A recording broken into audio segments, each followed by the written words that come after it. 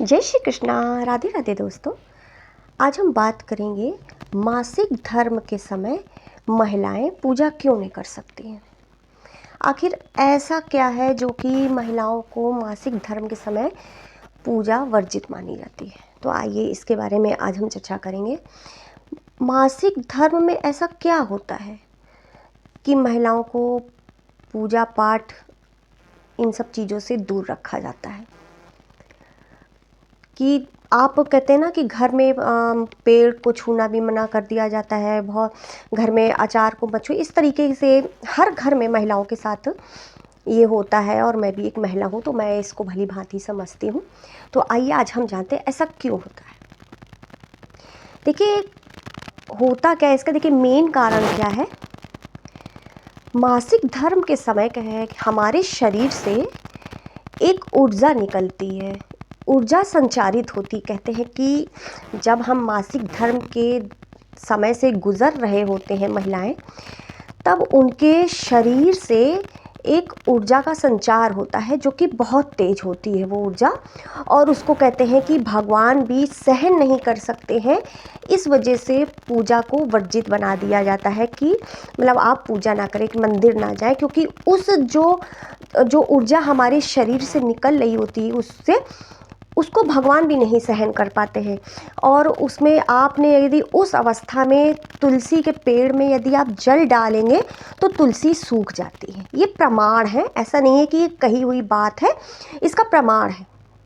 मैंने देखा है इस चीज़ को, तब मैं बोल रही हूँ। देखिए मैं जेन्युइन ही बात बोलती हूँ, जिस चीज़ को मैंने देखा है समझा है मैं सिर्फ वही बोलती हूँ। मैं फालतू कोई बकवास नहीं करती हूँ अपने वीडियो में कि ऐसा है वैसा है। ये सच है, ये जेन्युइन है। तो होता क्या है कि उस समय हमारे शरीर से जो ऊर्जा होती है वो बहुत तेज़ होती है, तो वो प्रभावित करती है सामने की चीज़ों को। तो हम अचार को छूते हैं तो वो ख़राब हो जाता है। किसी पौधे में, जैसे तुलसा जी का पौधा बहुत नाजुक होता है, उसमें हम जल डालेंगे तो वो सूख जाता है। मंदिर में ऊर्जा भगवान नहीं सहन कर सकते, इसलिए मंदिर जाना वर्जित हो जाता है।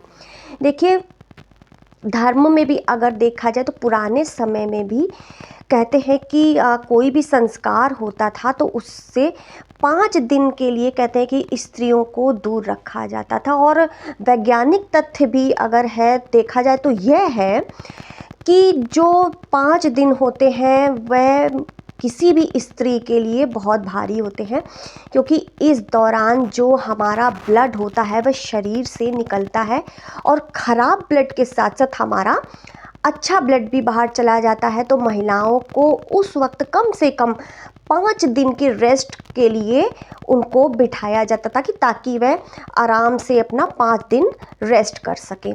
तो यह वजह भी ही थी। एक तरीके से वैज्ञानिक कारण ये भी रखा गया था कि मतलब इस दौरान महिलाओं को बहुत कष्ट होता है तो 5 दिन आराम कर सकें और पूजा पाठ से दूर रहें, और जो एनर्जी निकल रही है उससे भगवान भी और जो उनसे रिलेटेड चीज़ें हैं जो ख़राब हो सकती हैं उनसे दूर रहें। तो मेन इसका ही। अच्छा देखिए, जैसे कि होता है कि पूजा के दौरान यदि हम पीरियड्स में आ जाते हैं तो हमको पूजा नहीं करनी चाहिए बिल्कुल, क्योंकि वो पूजा मान्य नहीं होती है और आप उस पूजा को नहीं कर सकते हैं। तो आप यदि देखिए व्रत हैं और आप पीरियड में आ गए हैं तो आप पूजा किसी और से करवा लीजिए, बट व्रत को मत छोड़िए, क्योंकि वो जो व्रत होता है वो उसमें काउंट नहीं होगा। तो इस तरीके से आप मासिक धर्म के समय यदि इन चीज़ों को अपनाते हैं तो कोई प्रॉब्लम नहीं है। मैंने ये वीडियो आज इसलिए बनाया है क्योंकि बहुत सी भ्रांति होती हैं कि मतलब लोग इसको छुआछूत से रिलेटेड भी कर देते हैं, मगर ऐसा कुछ भी नहीं है, क्योंकि नारी शक्ति सबसे बड़ी शक्ति होती है और नारी सबसे महान होती है। तो नारी शक्ति तो है ये सर्वोपरि। तो किसी भी चीज़ को अन्यथा ना लेते हुए यदि हम हर चीज़ को निगेटिव ना सोचते पॉजिटिव ही सोचेंगे तो अच्छा होता है। तो बस आज की वीडियो में इतना ही। जय श्री कृष्णा।